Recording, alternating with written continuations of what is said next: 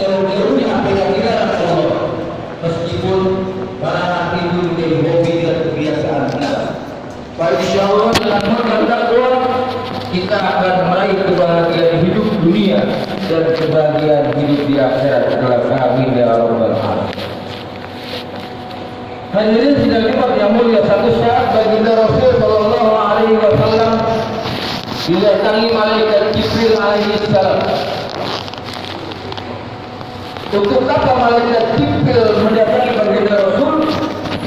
Menyampaikan 3 nasihat yang langsung dari Allah melalui malaikat Jibril untuk baginda Rasul sallallahu alaihi wasallam. Rasul maksud terlepas dari dosa, hisabnya sudah jelas, sudah pasti surga, masih perlu nasihat hidup. Apalagi kita bukan nabi, bukan rasul, hisab kita belum jelas, sudah barang tentu kita lebih butuh yang namanya nasihat hidup. Untuk apa? Agar hidup kita ini terarah, bergerak di atas koridor syariah yang diajarkan oleh Rasul sallallahu alaihi wasallam. Hadirin sidang Jumat yang mulia, mudah-mudahan 3 nasihat ini menjadi pelajaran untuk kita dan kita bisa amalkan dalam hidup dan kehidupan kita. Pada insya Allah kalau kita melaksanakan 3 nasihat ini, kita akan meraih kebahagiaan hidup di dunia dan kebahagiaan hidup di akhirat kelak. Nasihat yang pertama yang disampaikan malaikat Jibril kepada baginda Rasul sallallahu alaihi wasallam, "Isma syi'ta fa innaka mayyitun." Wahai Muhammad, kata malaikat Jibril, hiduplah sesukamu, hiduplah semaumu, tapi ingat fa innaka mayyitun, maka satu saat kamu akan mati.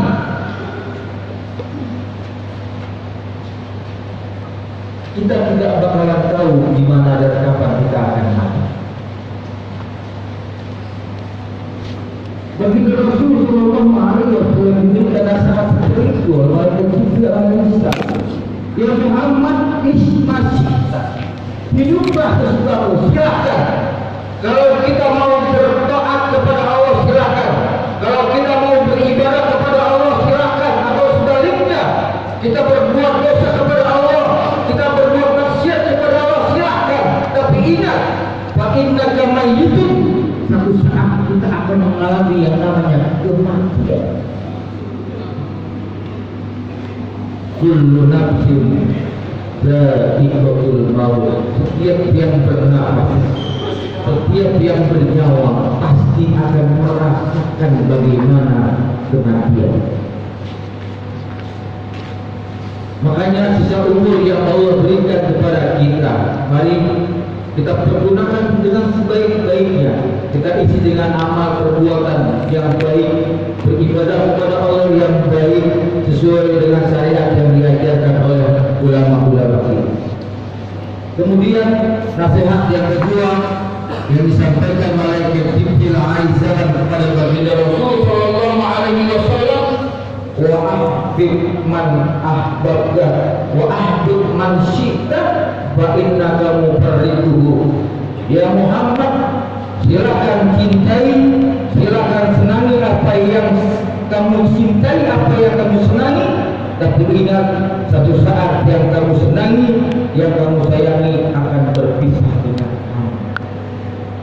Artinya ketika kita cinta keluarga, silakan. Ketika kita cinta anak istri kita, silakan. Ketika kita mencintai jabatan kita, silakan. Tapi ingat, anak, istri, jabatan, harta satu saat akan berpisah dengan kita.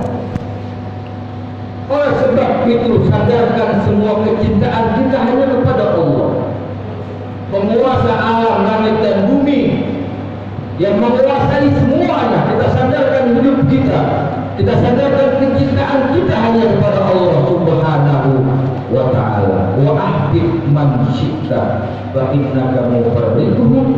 Silakan senangi, sayangi siapa-siapa yang kamu senangi, siapa-siapa yang kamu cintai, tapi ingat satu saat yang kita cintai, yang kita sayangi akan berpisah dengan. Kemudian yang terakhir, nasihat yang disampaikan malaikat Jibril kemudian disampaikan oleh kepada Rasul Shallallahu Alaihi Wasallam, wa'mal ma syi'ta fa innaka majziyun bih.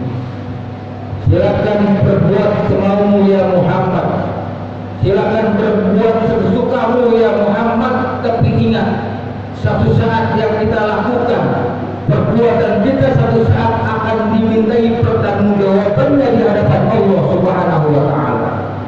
Setiap kita adalah pemimpin, dan pemimpin pasti akan dimintai pertanggungjawabannya nanti di hadapan Allah Subhanahu wa taala. Hanya amal ibadah kita yang nanti akan menolong kita di alam kubur kita. Bagaimana alam kubur kita, bagaimana alam akhirat kita, gambarannya ketika kita hidup selama di dunia ini. Kalau alam kubur kita mau senang, mau terang, mau baik, mari kita tingkatkan amal ibadah kita kepada Allah Subhanahu wa taala. Tapi jangan berharap ketika hidup di dunia kita tidak mau ibadah kepada Allah, tidak mau taat kepada Allah, hanya berbuat dosa dan maksiat kepada Allah. Jangan berharap alam kubur kita, alam akhirat kita akan selamat. Demikian tiga nasihat ini mudah-mudahan dapat kita laksanakan dan kita tadaburi dan kita amalkan dalam hidup dan kehidupan kita di hari yang mulia, di tempat yang mulia. Kita minta kepada Allah, mudah-mudahan Allah terima amal ibadah kita, Allah ampuni dosa dan kesalahan kita, dan yang terpenting kita minta kepada Allah, mudah-mudahan Allah menjadikan kita dalam keadaan husnul khotimah, mati dengan membawa iman. Barakallahu li wa lakum bil Qur'anil karim. Wa nafa'ani wa iyyakum bima fihi min al-ayati wa dzikril hakim. Wa qul rabbi ighfir warham wa anta khairur rahimin.